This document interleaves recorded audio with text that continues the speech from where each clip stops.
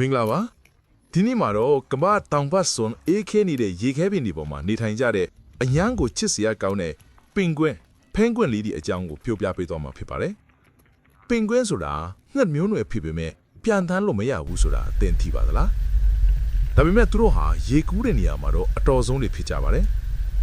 ပင်ကွင်းလေးရဲ့ကိုယ်ထဲဟာရေကူးဖို့အတွက်အကောင်းဆုံးပုံစံမျိုးရှိပါတယ်သူတို့ရဲ့အတောင်ပံလေးတွေကရေကူးတဲ့အခါမှာလှော်တက်တယ်လို့အသုံးဝင်တာပေါ့သူတို့ရဲ့အမဲနဲ့အဖြူရောင်အယောင်အသွေးဟာလည်းအလတ်ပြယုံတွေမဟုတ်ပါဘူးရေထဲမှာရှိနေတဲ့အခါရန်သူတွေမမြင်နိုင်အောင်ကာကွယ်ပေးတဲ့တဘာဝဝတ်စုံတွေပဲဖြစ်ပါတယ်ပင်ကွင်းတွေဟာလူမှုဆက်ဆံရေးရန်ကောင်းကြပြီးအုပ်စုလိုက်နေထိုင်တတ်ကြပါတယ်အေးတံကိုခံနိုင်ဖို့တကောင်နဲ့တကောင်ပူးကပ်ပြီးနှွေးထွေးအောင်နေတတ်ကြတာကလည်းသူတို့ရဲ့ချစ်စရာအလေးအကျင့်လေးတစ်ခုပါပဲအခုလိုထူခြားပြီးချစ်စရာကောင်းတဲ့ပင်ကွင်းလေးတွေဟာကဘာကြီးရဲ့ယာတီဥတုပြောင်းလဲမှုကြောင့်သူတို့ရဲ့နေရက်တွေပျောက်ဆုံးဖို့စိုးရိမ်နေရပါတယ်ဒါကြောင့်တဘာဝပတ်ဝန်းကျင်ကိုထိန်းသိမ်းဖို့ကအားလုံးရဲ့တာဝန်ပဲဖြစ်ပါတယ်ပင်ကွင်းလေးတွေအကြောင်းဒီဗီဒီယိုလေးကိုသဘောကျတယ်ဆိုရင် like နဲ့ share လေးလုပ်ပေးခဲ့ပါဦးနော်